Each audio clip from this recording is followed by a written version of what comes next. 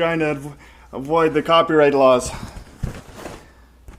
This is a saw I picked up in the winter. Came in this beautifully preserved box. It's a Skilsaw 1646C. You have never seen a Skilsaw like this before. Got vibration dampened handles for operator comfort and safety. Cylinder. It's a Male chrome designed for better fuel and air mixture. Nickel treated for resistance to wear. Same used on the Husqvarna. Alright, it's got a chain brake. The brake immediately stops the chain from rotating when engaged. Centrifugal clutch. Smooth engagement, protects against overload. What else? Oh yeah, this is the one that cracked me up. Thyristor electronic ignition system. I have no idea what that means. But it is solid state, eliminates points and condenser, totally resistant to moisture and dirt. So that's probably a good thing. Alright. All attitude carburetor. It is Tillotson carb. I checked already. Permits efficient engine operation in any position, high and low needle settings. Next we got automatic chain oiler. Cam operated from the engine crankshaft to provide uniform oil supply to the guide bar and chain. Air cleaner, readily accessible for easy maintenance. Starter, automatic rewind for easy start. Spark arrestor. First thing I removed. Alright. I wound you up long enough. There it is. Oh yeah, I forgot to show you the part on the box where it says Made in Canada. That's about the only time I would call a Canadian a liar. If you ever look at this, if you take a close look at this, hang on, let's get some light here. This is not made in Canada. This is a partner saw, for those of you in the know. Oh jeez. Should have choreographed this a little better. So yeah, absolutely beautiful shape. I found this online. A guy was selling this along with 031 AV. The funny story is that the guy was asking $300 for the 031 AV, which is a 50cc saw, and this one he had listed for $150. So what I did was I waited a couple weeks, and I shot him a message. I said I'd be willing to pay $100, and surprisingly enough, he called me back and said you can have it for $100. So here it is. Absolutely mint. So I'll quickly take the top cover off so you can see inside.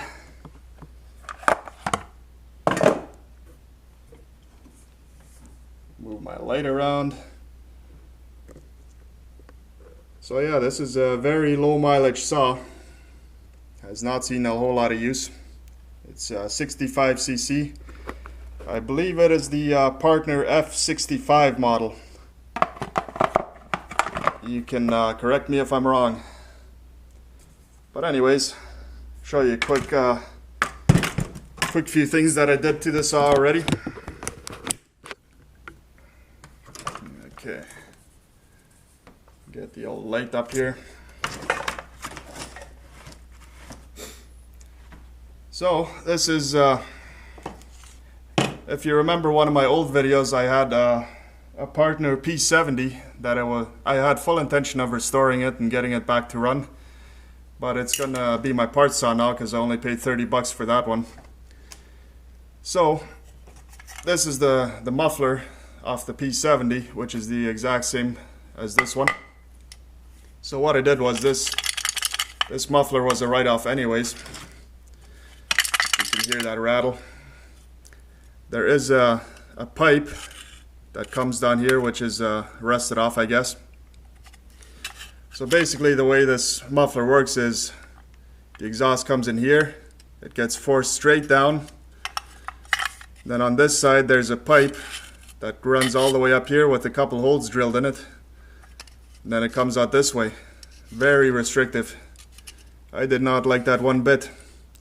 So I figured this muffler was a write-off anyways. That's why I drilled this hole and this hole, just to see what makes it tick on the inside.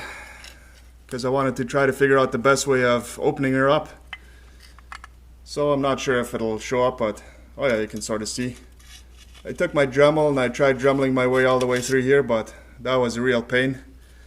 So what I ended up doing is I drilled 3 holes, slightly bigger than 1/4 inch.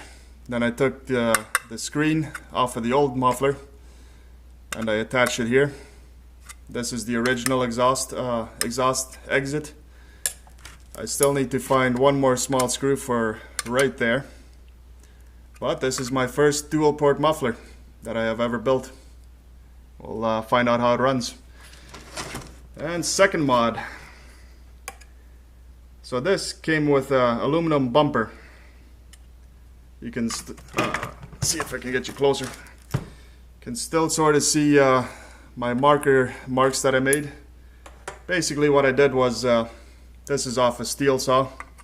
I lined this up and just used this as a template. Drew the lines and took a jigsaw. This is aluminum, which is too bad, but it is what it is. So I just cut the spikes out. Now I have my doubts about this holding up because it is aluminum, or aluminum, as some would call it. If it does hold up good, I will clean this up and make it look more presentable, but for now, it'll do the job. So this saw came with a very funny bar. Came with this bar right here. Now, I've never seen a bar that swoops up like this before. So I kind of have my doubts about it for bore cutting, so I found a nice 16-inch Oregon that I had kicking around. Mounted that to this saw. And oh yeah, I almost forgot. So my P70 came in handy as a part saw already.